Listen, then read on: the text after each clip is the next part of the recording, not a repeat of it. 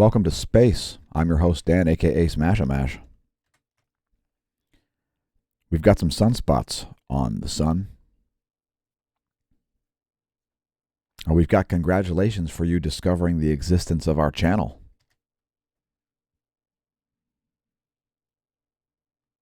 I foresee some activity happening from these areas down here. We may see a new sunspot grow.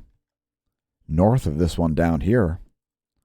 We'll show you more imagery of that in a moment. Also, there could be another sunspot rising up here in the northeast. You can see that activity rising there. Here's 1700 angstroms. This is extreme ultraviolet, and you can see the slight intensification of the complexity of sunspot 2842. That's this one up here in the north.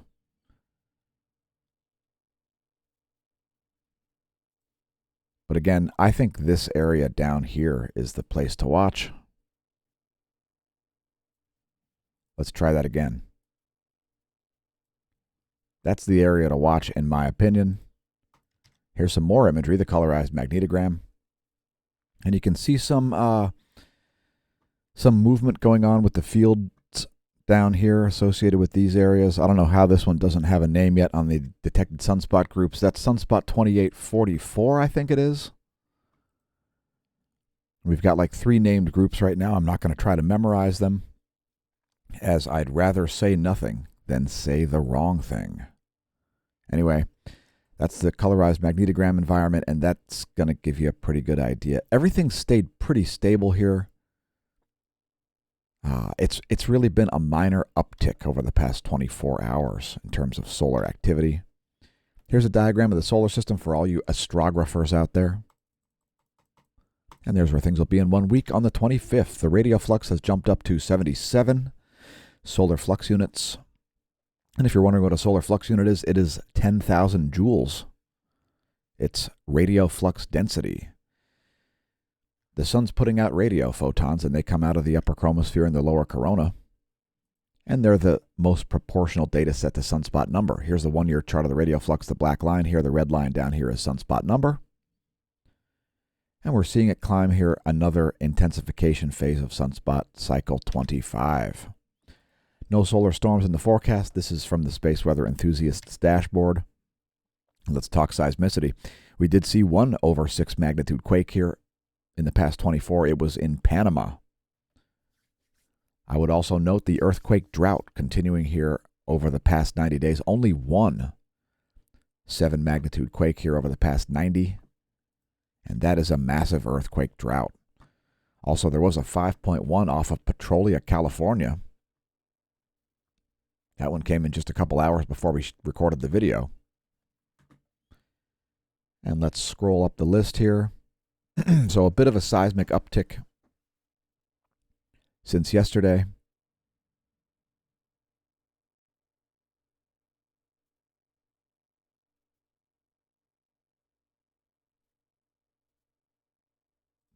So here's this 6.1. We'll zoom in on that.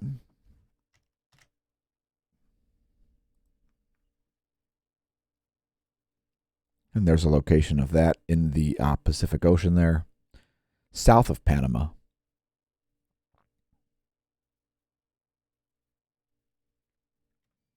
Now let's go back to the list.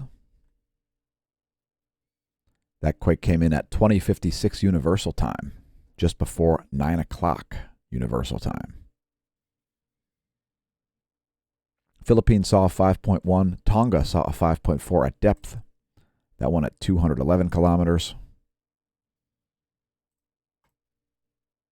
Philippines saw a deep quake at a 4.5 magnitude over 400 kilometers estimated depth. Peru saw a deep quake as well, 4.9 on the Richter scale. 110 kilometers depth estimated for that one.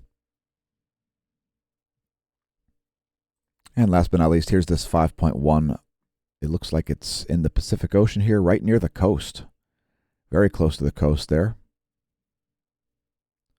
West of Humboldt State Park.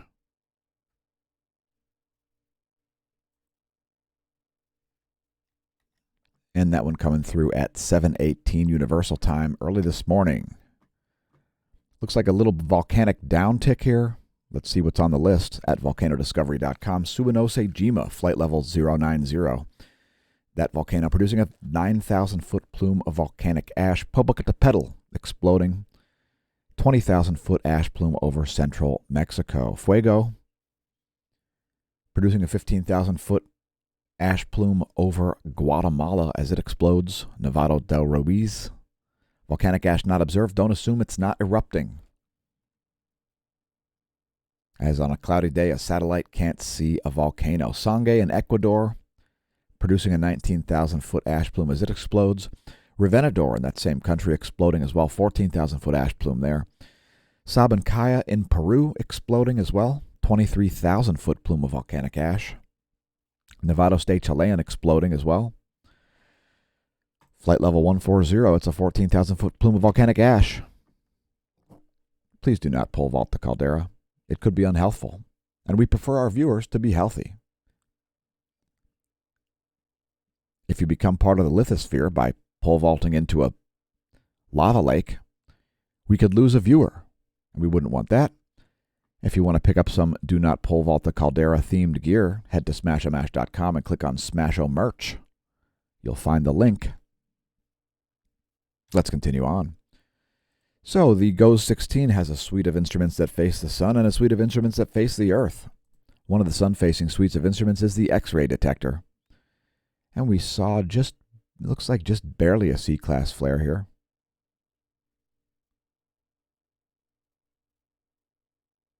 In the past couple of hours or so, they're just right around 8 o'clock.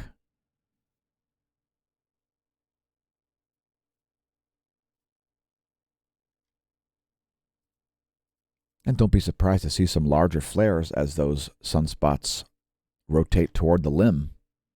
The western limb, that is. Proton flux not showing any signals here. No coronal mass ejections headed Earth's way. We would have forecasted those. Here's the GOES magnetometer over the past 3 days. Nothing to write home about there. Let's take a closer look at the magnetic environment. Here's the top view ecliptic plane field plot, part of the National Sunspot Observatory. You can find this data yourself if you like. And it looks like the South Pole oriented current sheet has evaporated.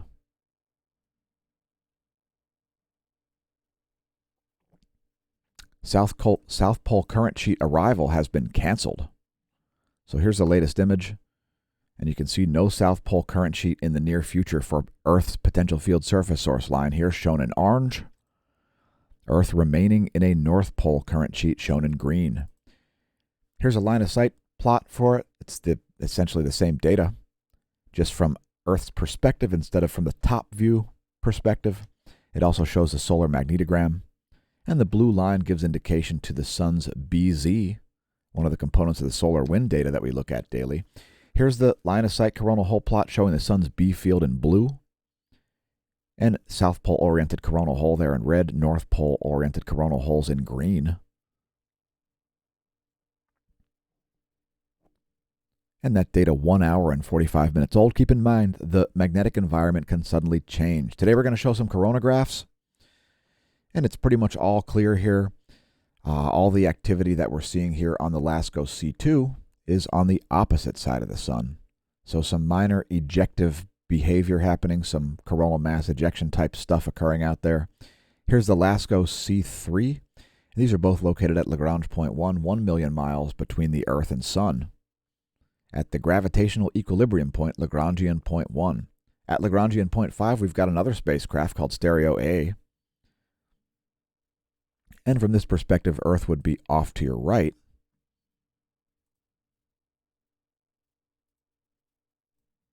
And you can see most of the activity here on the far side of the sun, not the Earth side, which would be on your right. Global geomagnetism, quite calm here. The KP index is a measurement of that. We've been at a KP of 1 for the past 15 hours approximately. And here comes the real-time solar wind. Pretty uneventful solar wind here over the past 24.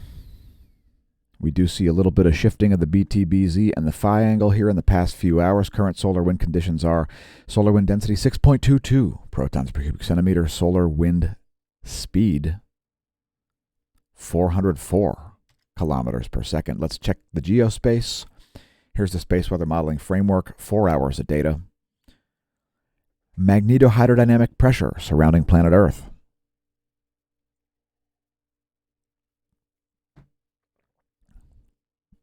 Pretty extended plasmaspheres right now.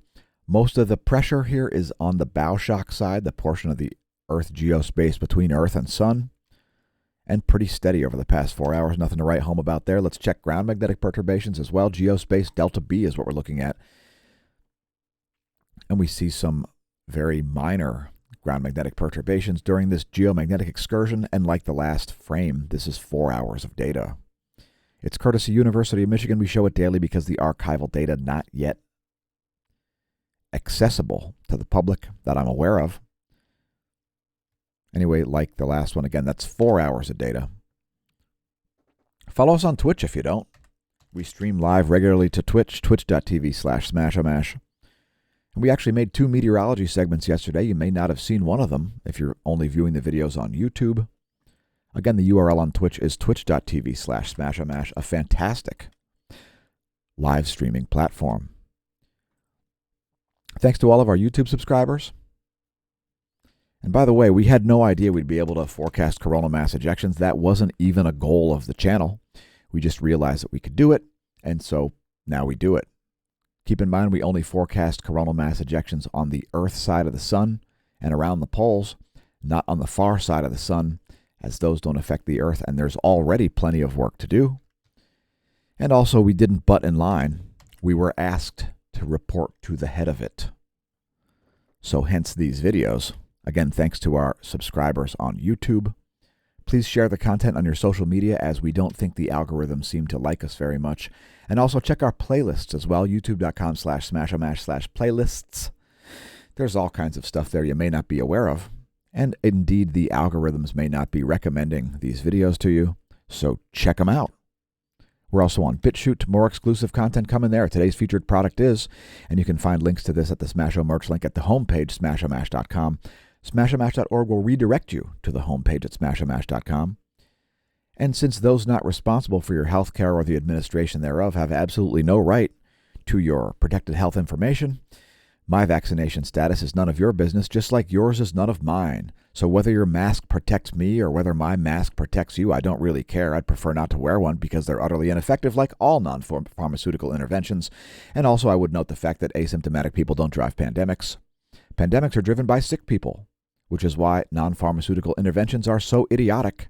And I'm not going to stop saying it until people start understanding it. My vaccination status, none of your business.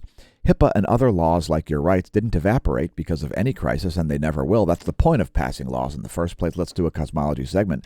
It will be nested in today's daily space weather video. And other cosmology segments are, although we also have a playlist for that.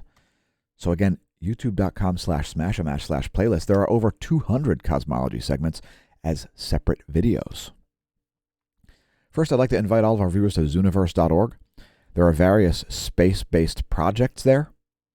Zooniverse.org is the largest citizen science project in the world, and you can help to advance the science by doing some simple things that are too difficult for computer algorithms to do, like censor you on social media. No, just kidding, folks. You won't be censoring anybody on social media, but you can be looking at radio jets and classifying galaxies and going to the Zwicky Chemical Factory, which helps classify stellar explosions to understand how chemical elements are created in the universe.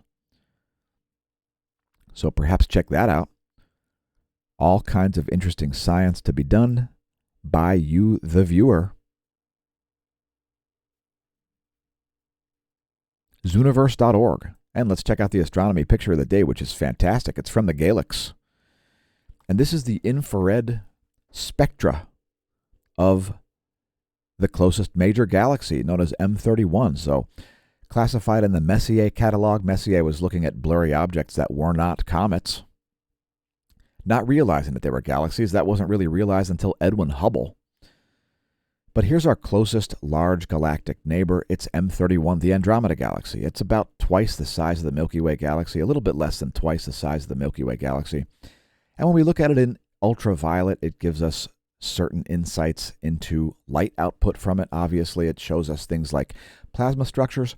It almost looks like it has a double sort of a spiral arm here. If you look at this, it looks like there's a kind of two spiral arms stacked on top of each other there, giving us insight into the three-dimensional nature of the M31 Andromeda Galaxy galactic disk.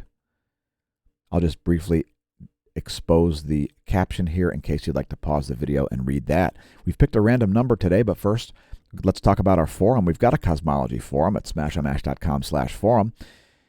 And part of the reason for that is our mission. You can read about our mission also at smashomash.com/forum/mission. Go have a read if you like. Tell your friends and foes about that as well. We've got a cosmology forum there. Go have a read. It's got fascinating topics, 21 of them, including our solar events logger, which is globally pinned to all of our topics, I think. And also a lengthy one with 17 posts about Cygnus X3, the most intrinsically luminous object in the sky, the star Deneb, part of the Summer Triangle. It's also a celestial pulsar. Anyway, again, check out smashomash.com/forum, the Cosmology Forum. Today's random number was 541, which coincides with a high-mass X-ray binary / quote neutron star, end quote. Whatever it is, it's pretty irregularly shaped. And if you look at it in ultraviolet, going back to the Galix, you'll actually notice that, well, it's quite dark in ultraviolet. Not a lot going on there in that spectrum. Somebody stole all the plasma. And if we look at it on the 2-mass, it looks totally different in infrared as well. And you can see that oddly shaped structure there. And here it is in colored light. And there it is in just the blue spectra. So there's blue, there's red.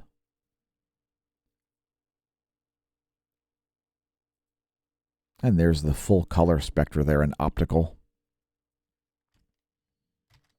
And here are the X-ray outputs from this high-mass X-ray binary, known as H1608-522. And this was randomly selected here with our random number generator. There was a massive output from this thing just a few days ago. There you can see a very dense series of transient X-ray bursts from this high-mass X-ray binary / massive radio source believed to be a, quote, neutron star, end quote. H1608-522, entry number 541 at the Neil Gehrels Swift Bat X-ray Observatory. If you're wondering what BAT stands for, it's Burst Alert Telescope. There are 1,050 objects that are monitored by this.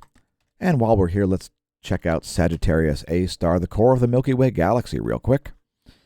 And there you can see the rather consistent X-ray outputs from Sagittarius A star, the massive radio source located at the core of the galaxy. If you want to follow some of your favorite transients, head to the Neil Gehrels Swift X-ray Observatory yourself and look them up.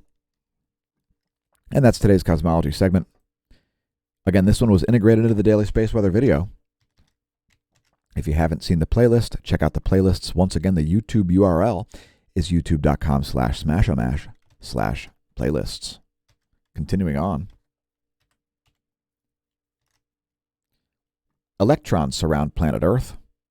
And without talking about where they come from, we've got theories on where they come from, they are able to charge up satellites. Although they aren't currently doing so, we're seeing slightly higher levels of electron flux here. There's the one-year chart from Solon.info of the relativistic electrons traveling at significant percentages of light speed around planet Earth. Here's a 3-day chart of the electron flux. And we're in a moderate range here now as opposed to a very low range. And there's the forecast model for electrons. NOAA forecasting a small downtick. There's a quick view of the diagram of the Van Allen belt surrounding planet Earth. The Van Allen belts, I should say. There are 2 main Van Allen belts, and during times of geomagnetic storm, we've been known to get a third. Here's a total electron content forecast showing you electron density for the entire air column, and we're talking well out into the thermosphere to tens of thousands of miles where a geosynchronous GPS satellite would be located. Things looking fairly organized on the total electron content. Next, we'll show you the F ionosphere layer located at about 300 kilometers of altitude. Here's the ionogram in vibrational frequency.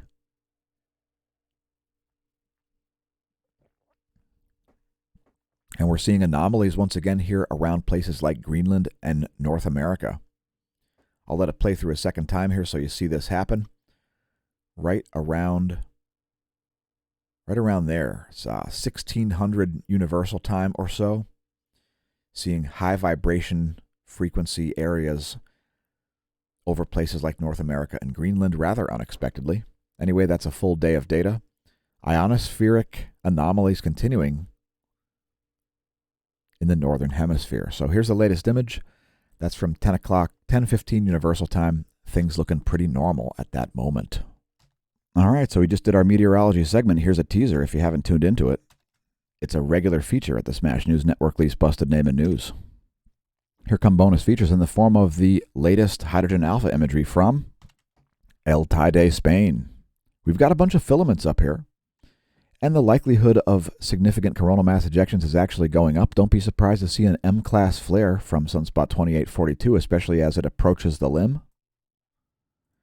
Turns out large solar flares happen more often at the limb than in center longitudes.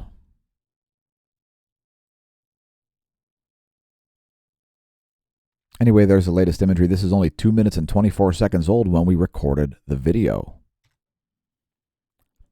Next, your solar intensity gram. And you can see quite a few umbrae associated with 2842. This one's quite complex as well. They're both quite complex now, and they both harbor the sort of fields associated with large flares. This one down here is at a very high latitude. You can see how close to the pole it is.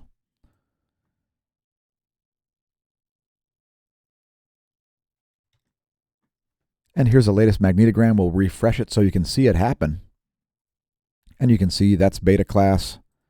That's also beta class. That's alpha class.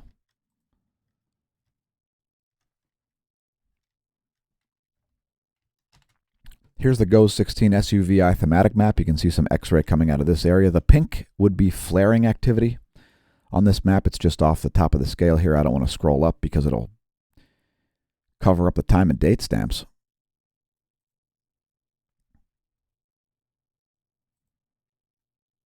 And this is almost like cheating looking at the GOES 16 SUVI thematic map. It shows you basically all the features.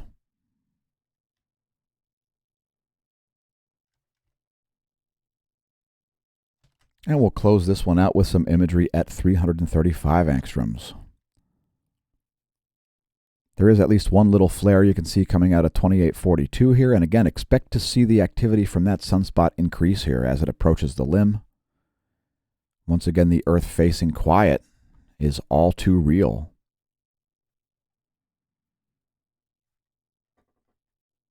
Some activity rising in the northeast. Activity rising in general as we see the radio flux coming up. Thank goodness for that. Thank goodness for you, our viewers. Thank goodness for everybody who presses like and subscribe and leaves us a comment. Thanks to our friends and foes. Don't forget to press share on your social media. We'll see you soon. More content coming later today, most likely. Thanks again for tuning into this video and realizing our channel exists. And may that solar wind be at your back.